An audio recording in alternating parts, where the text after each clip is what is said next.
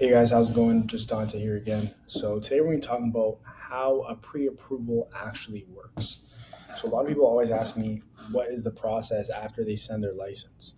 So I've mentioned it in other videos before, but we'll create an application on DealerTrack. So if I go to DealerTrack, create this app, boom, boom. I'm going to fill in all this stuff over here. All this stuff real quick. Fill that up. I'll ask you questions that would allow me to fill that in. And then from there, I would send that to the bank.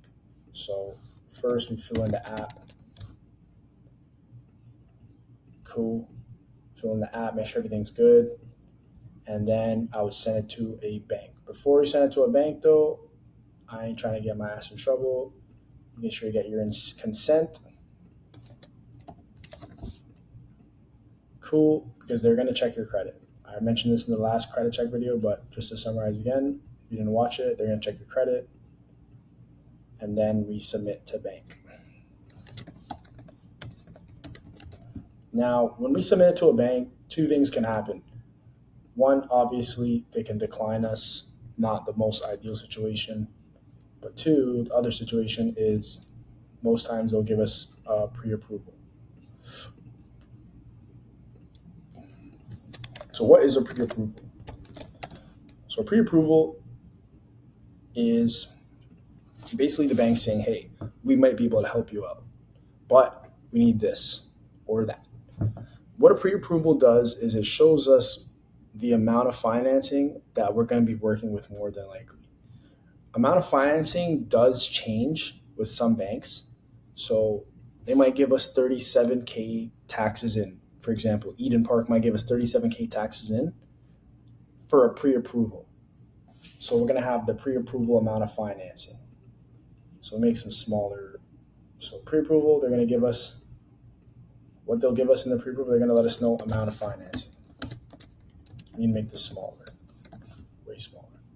So this is what they're going to tell us in the pre-approval. So one important thing that we'll know, amount of financing. Next, what they're going to let us know is our monthly maximum payment. Whoops. Okay, I don't know why it's doing that. Heaty ting. Max monthly payment. Okay, that's the next thing they're going to let us know. So that's going to be what we can go over. That's our guidelines. Now that has to do with income, credit, verified income. It's different for everybody. People think, oh, my friend got this approval. They were able to get this car. We don't know a max monthly payment they got. We don't know what amount of financing they got. I don't even compare with other people. I'd be like, hey, let's slow it down there. Your situation and John's situation is two different situations. Doesn't matter if the scores are on the same. There's two different things on your bureau that the banks are looking at that's going to determine the difference in the pre-approval that you guys get. So that's why I say never look at your friends' approvals. Max monthly payment they're going to give us the amount of financing. And with different banks, there's mostly a pre-approval interest rate. With most banks, this doesn't change, but sometimes it does based on their guidelines.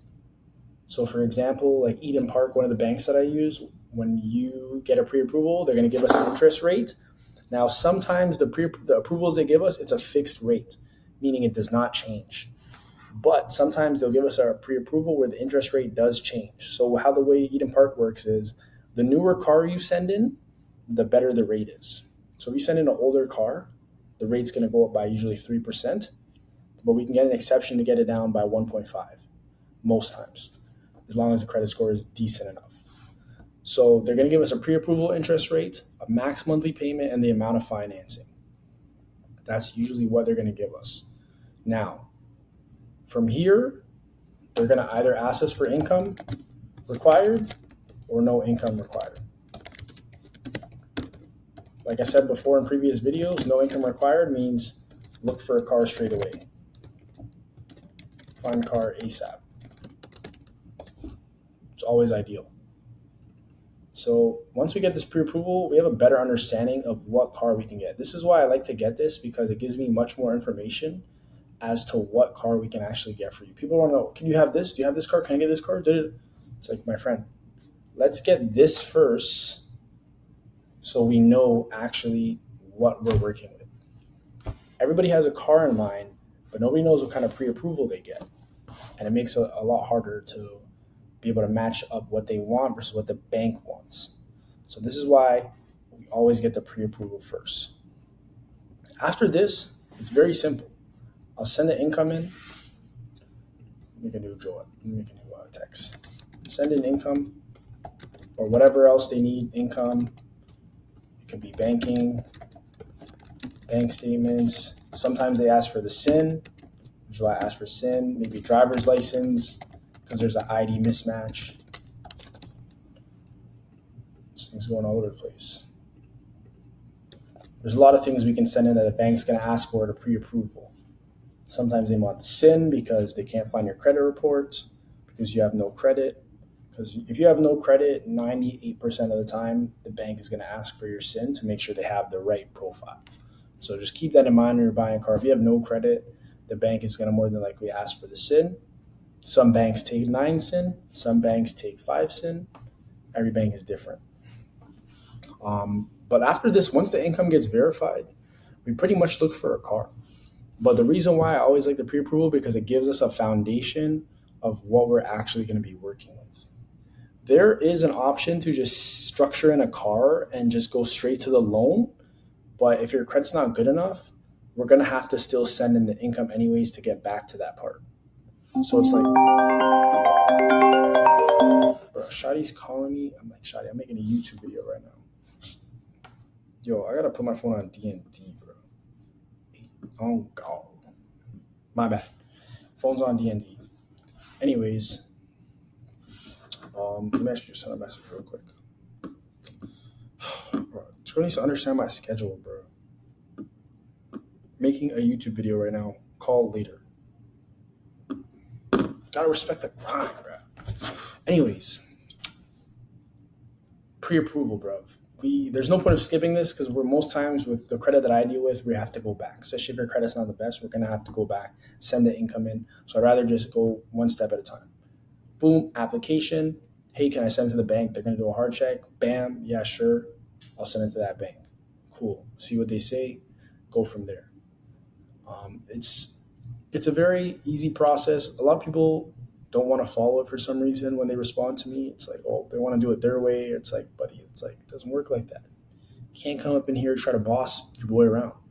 I've been doing this with hundreds of clients, and they have no issue with following the process the way I explain it. And it's just easy for them. It's no time wasted for both parties. And you might be asking, okay, can pre-approval numbers change in terms of the max monthly payment? Yes, there is exceptions. If you're able to provide more income, if you have a second job, or maybe you have child tax or some sort of co-applicant that can go on with us. And for example, your max monthly payment is $600, but the car that you want is like, it's going to bring us to a $700 or $750 monthly payment. At that point, we can either show more income from another job or add a co-applicant. Or sometimes they might just be generous and just maybe re-review your credit and give us more of a monthly payment just for you alone. It just really depends on the situation. It's very case by case, but it doesn't hurt to ask. I don't mind asking for exceptions. People might think I don't want to ask for exceptions. I will gladly ask for an exception for you. If you want a rate break, term stretch, see if we can get a higher payment, I'll ask. It doesn't hurt to ask. It's just most banks, they just want to make sure when they issue those things that you're actually serious.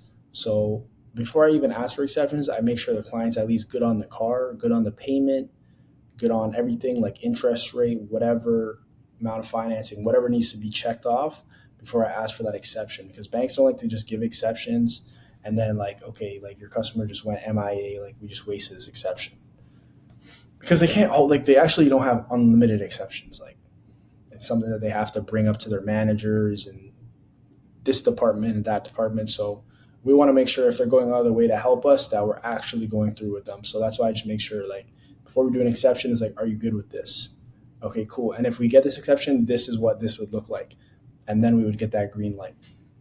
So that's pretty much why I enjoy pre-approvals and why they're important and why we shouldn't skip them and how they play a part in the car buying process.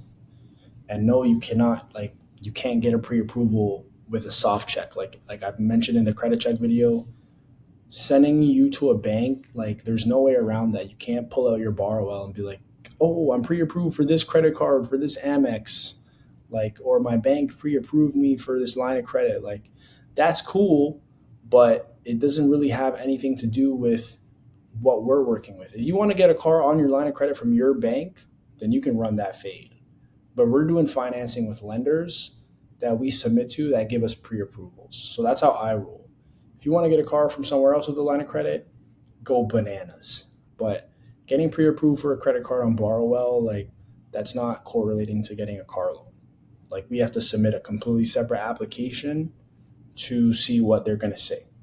So this is how pre-approvals work. Very, very important step in the car buying process. When you're working with me and just any, salesperson at any dealer, to be honest, is a very vital step.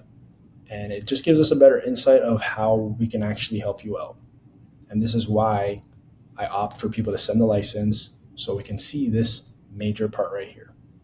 Because this is honestly the bread and butter. Like, if we can't get this, you're cooked. Like, if you get declined, like, people think, oh, can I put a down payment and maybe I'll get a pre-approval? Like, nah, if you don't get a pre-approval, like, you're going to need a co-signer, or might have to try a proposal, consumer proposal. Like, there's really only maybe one or two options if we get declined by ourselves. But this is super important. So just keep that in mind when it comes to buying a car, whether you go through me or whoever, that we have to go through this, and it's mandatory. So hopefully you guys enjoyed. Hopefully you guys learned something, and I'll see you guys in the next one.